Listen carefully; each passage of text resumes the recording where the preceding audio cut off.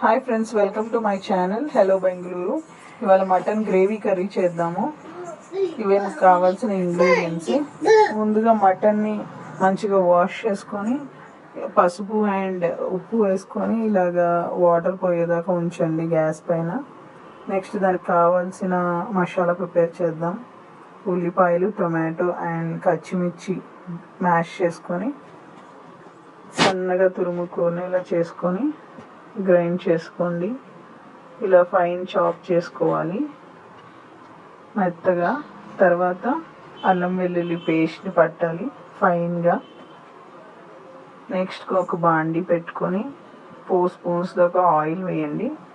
తర్వాత మనం fine chop చేసుకున్న టమాటోస్, పచ్చిమిర్చి, ఆనియన్ వేసి బాగా ఫ్రై అయ్యేదాకా ఉంచండి.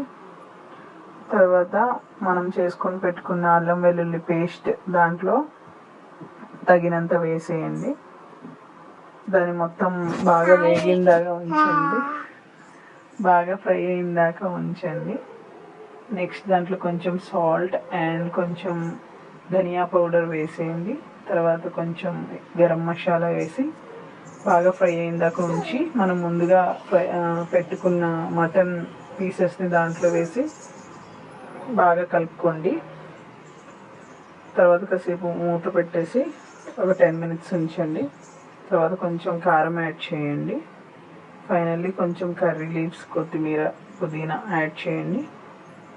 ఫైనల్లీ మన మటన్ గ్రేవీ కర్రీ యమ్మీగా చాలా టేస్టీగా ప్రిపేర్ అవుతుంది. Thank you.